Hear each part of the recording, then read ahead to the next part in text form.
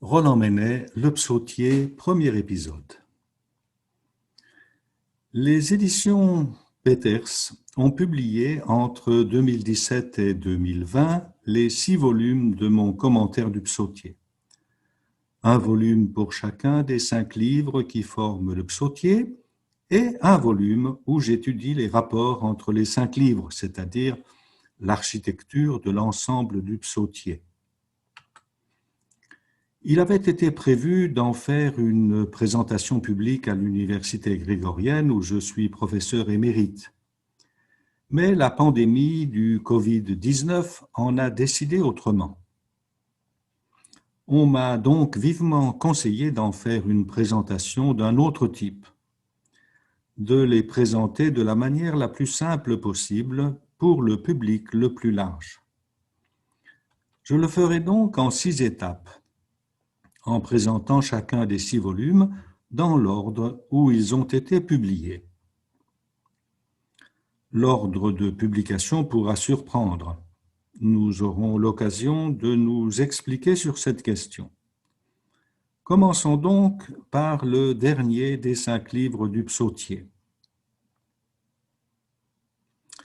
J'aurais pu intituler ces 6 communications « La composition du Psautier ». Mais voilà une expression ambiguë. Elle peut signifier l'histoire de la composition du Psautier. Ce qui intéresse dans cette perspective, c'est la manière dont le Psautier s'est formé. Pourquoi? Parce qu'on pense, à juste titre, qu'il n'a pas été rédigé d'une seule traite, comme le serait un roman contemporain. En outre, on a de bonnes raisons de croire que les psaumes n'ont pas été écrits par un seul auteur, mais au contraire par plusieurs. Du reste, si l'on en croit les titres qui leur sont donnés, 74 sont dits de David, 12 des fils de Corée, 12 aussi d'Asaph, 2 de Salomon, 1 de Moïse, 1 aussi d'un certain Éthan, et puis 48 psaumes n'ont pas d'attribution.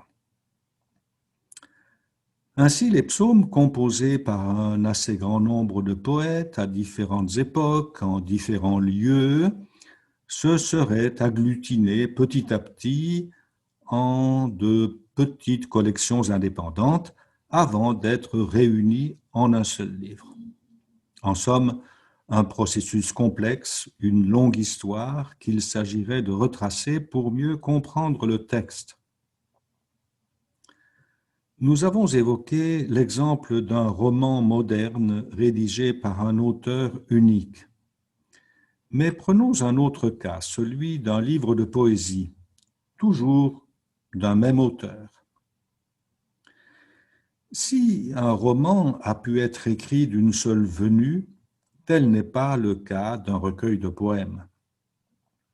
Chaque poème a été écrit à une date différente, souvent à des années de distance, en des occasions et pour des motifs divers. Et puis un beau jour, leur auteur décide de les réunir en un seul volume. Alors que fait-il? Il les dispose dans un certain ordre, pas forcément l'ordre chronologique. Il les organise en différentes parties, comme des chapitres, auxquels quelquefois il donnera même un titre. Il fait œuvre de composition.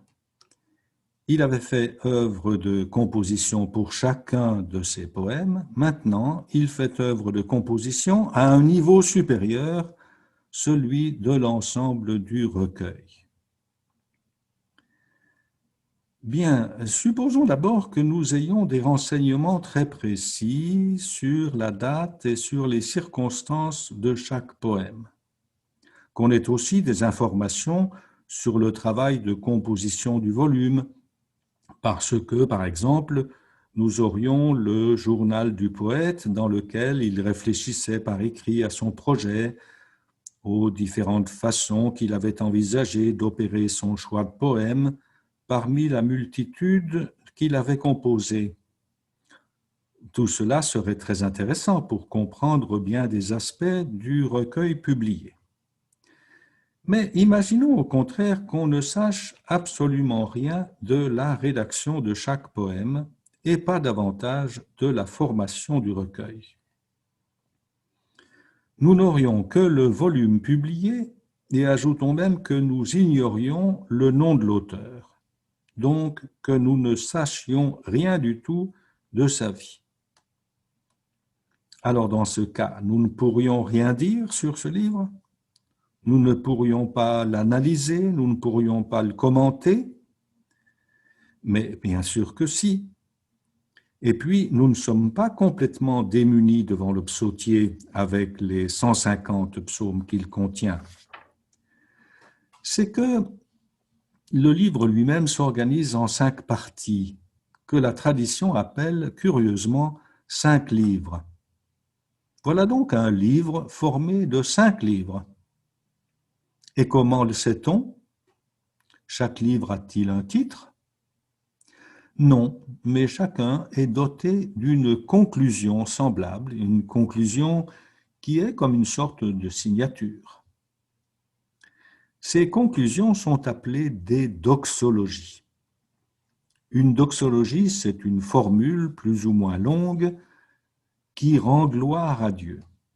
Parce que gloire en grec, ça se dit doxa, d'où doxologie.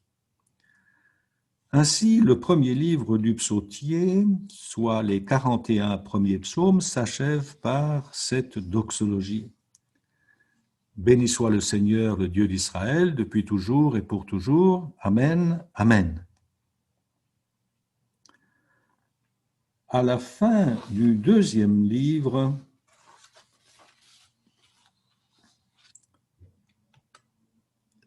la doxologie est plus développée. Elle commence par « Béni soit le Seigneur, le Dieu d'Israël ». On y retrouve aussi « pour toujours » et puis 2 fois « Amen ». Et en plus, quelques mots qui ne sont pas une prière, mais disons une note éditoriale. Fin des prières de David, fils de Jessé. À la fin du troisième livre, nous avons une formule extrêmement brève, réduite à l'essentiel. Béni soit le Seigneur pour toujours. Amen, Amen.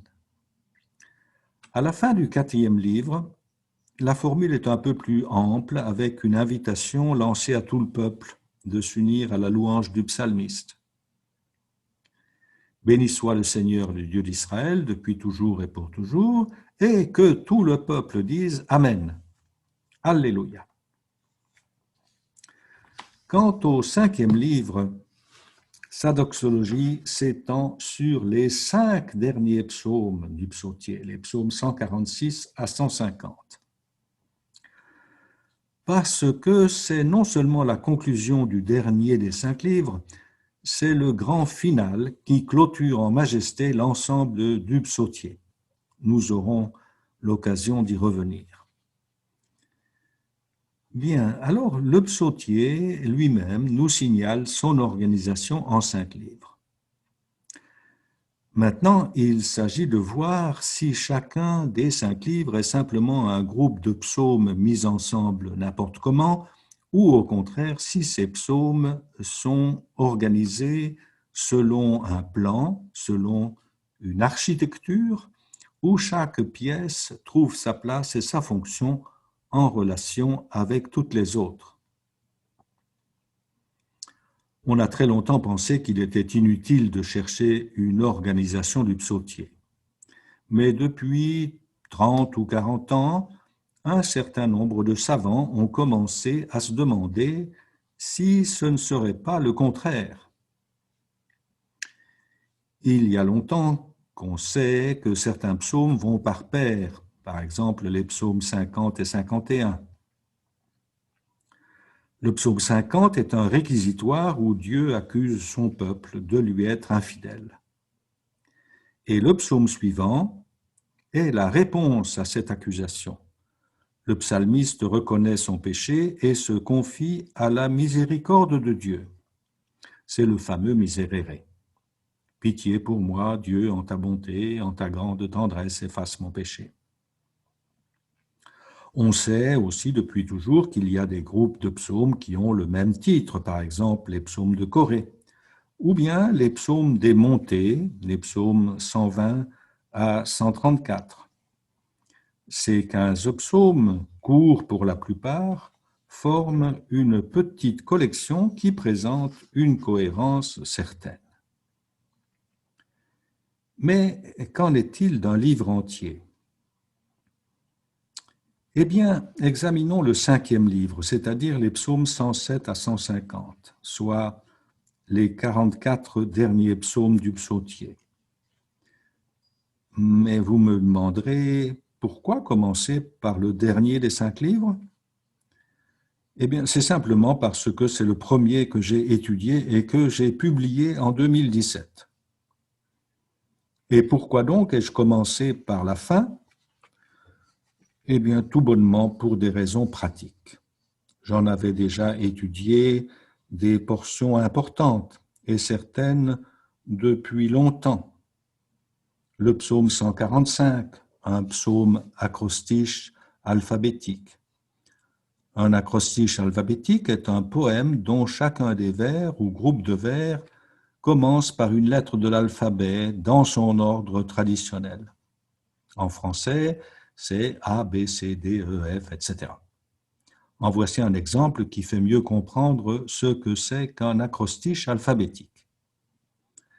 Attention, mesdames et messieurs, bonheur, je sais que vous le cherchez, car c'est un bien si précieux, désiré par tous, parce qu'heureux il nous fait, etc. En hébreu, c'est Aleph, Bet, Gimel, Dalet, He, etc. Voici comment est présenté le psaume 111 dans la traduction de la Bible de Jérusalem. Comme la traduction ne peut pas rendre l'acrostiche, on fait précéder la ligne par le nom de la lettre de l'alphabet hébreu. Ce qui donne ceci. Aleph, je rends grâce au Seigneur de tout cœur. Bet, dans le cercle des justes et l'assemblée. Gimel, grandes sont les œuvres du Seigneur. Dalet, digne d'étude pour qui les aime. He, faste et splendeur son ouvrage, etc. J'avais aussi étudié et publié le psaume 119, le plus long du psautier, qui est aussi un acrostiche alphabétique. Et encore les 6 psaumes du Hallel égyptien, c'est-à-dire les psaumes 113 à 118, et puis encore les 15 psaumes des montées, dont j'avais étudié la composition. En tout, j'avais donc étudié et publié 23 psaumes sur 44. Cela dit, il est temps de dire à quel résultat je suis arrivé. Le 5e livre du psautier est construit de manière concentrique. C'est là une figure prédominante dans la Bible. Commençons par le centre. Au centre du 5e livre se trouve le fameux psaume 119, le plus long de tous les psaumes. Il contient 176 versets. Pour vous donner une idée de la grandeur de ce monument, les 15 psaumes qui le suivent, les 15 psaumes des montées, comptent 101 versets. Les 6 psaumes du Hallel égyptien qui précèdent le psaume 119 comptent 85 versets. Autrement dit, avec ces 176 versets, le psaume 119 est presque aussi long que l'ensemble des 21 psaumes du Hallel égyptien et des montées, qui totalisent 186 versets. Le psaume 119 est un psaume qui célèbre la Torah, la loi du Seigneur, avec ses 22 strophes de 8 vers. Avant ce centre se trouve un groupe de 6 psaumes qu'on appelle le Hallel égyptien. Hallel signifie louange. Pourquoi égyptien? Parce que ce sont les psaumes que les Juifs et les chrétiens aussi chantent durant la nuit de Pâques, la nuit où l'on fait mémoire de la sortie d'Égypte, où l'on fait mémoire de la libération de l'esclavage où les fils d'Israël avaient été réduits en Égypte. C'est la nuit où ils avaient traversé la mer Rouge pour accéder à la liberté. Après la sortie d'Égypte, le peuple des fils d'Israël avait cheminé durant 40 ans dans le désert. Et c'est pendant cette période qu'ils avaient reçu la loi que Dieu leur avait donnée par l'entremise de Moïse sur le mont Sinaï. Voilà pourquoi le psaume 119, le grand psaume de la loi, vient, comme naturellement, après le Hallel égyptien. Et maintenant, qu'y a-t-il dans le 5e livre après le psaume de la loi, le long psaume 119 ? Eh bien, le groupe des 15 petits psaumes démontés. On les appelle psaumes démontés parce que dans le titre de ces 15 psaumes, on lit cantique démonté ou cantique pour les monter. Monter vers où et à partir d'où ? Eh bien, monter à partir de Babylone vers Jérusalem, à partir du pays où les fils d'Israël avaient été déportés par Nabuchodonosor vers Israël, leur propre pays. Les psaumes démontés célèbrent le retour d'exil et en même temps implorent le Seigneur de les faire revenir parce que tous les exilés ne sont pas encore rentrés en Israël. Les prophètes de ce temps-là présentaient le retour d'exil comme un nouvel exode. Ainsi, Jérémie qui écrit « Voici venir des jours, oracle du Seigneur, où l'on ne dira plus « Le Seigneur est vivant qui a fait monter les Israélites du pays d'Égypte », mais « Le Seigneur est vivant qui a fait monter et rentrer la race de la maison d'Israël du pays du Nord et de tous les pays où il les avait dispersés pour qu'ils demeurent sur leur propre sol. » Jérémie dit « Le Seigneur qui a fait monter les fils d'Israël du pays d'Égypte ». Et il répète qu'il les a fait monter du pays du Nord. On monte en Israël, on monte à Jérusalem. En hébreu moderne aussi, on ne dit pas immigrer en Israël, on dit monter en Israël. Donc le psaume 119 est encadré par les deux exodes. Avant par l'exode ou la sortie d'Égypte, le pays de l'esclavage, après par le nouvel exode qui a fait sortir les fils d'Israël du pays de l'exil, l'exil qui est une autre forme d'esclavage. J'ai déjà dit que les 5 derniers psaumes du 5e livre constituent la grande doxologie qui conclut non seulement le dernier livre, mais aussi tout l'ensemble des 5 livres du psautier. Avant le Hallel égyptien et après les psaumes démontés, il reste 2 groupes de psaumes. Ce sont des psaumes d'action de grâce et de louange. L'action de grâce et la louange s'opposent à une parole mauvaise. Au début, l'action de grâce s'oppose au mensonge, à l'imposture. À la fin, la louange s'oppose au venin du serpent mortel. Il n'est pas possible en quelques minutes de justifier en détail ce que je viens de résumer à très grands traits. Il y faudrait évidemment beaucoup plus de temps. Si vous le désirez, vous pouvez lire mon commentaire. Mais je vais quand même ajouter quelque chose, disons une curiosité. Une curiosité cependant qui a son importance car elle constitue un des éléments qui confirment la composition de l'ensemble du livre. Vous vous souvenez que nous avions dit que le psaume 119 au centre du livre est un psaume acrostiche alphabétique qui contient 22 strophes de 8 vers. Eh bien, la première section s'achève sur une paire de psaumes, les psaumes 111 et 112, qui eux aussi sont des acrostiches alphabétiques. Et d'autre part, la dernière section s'achève par le psaume 145, qui est lui aussi un acrostiche alphabétique. Et ce sont les seuls du livre. Si quelqu'un de vous était intéressé par ce genre particulier de psaume, j'en ai publié l'analyse dans un volume intitulé « Les 8 psaumes acrostiches alphabétiques ». Est venu le temps de nous quitter. Rendez-vous au 2e épisode de notre feuilleton. Nous avons vu aujourd'hui que le 5e livre est bien composé. La prochaine fois, nous irons voir s'il en est de même pour le premier livre qui comprend les 41 premiers psaumes du psautier. À bientôt.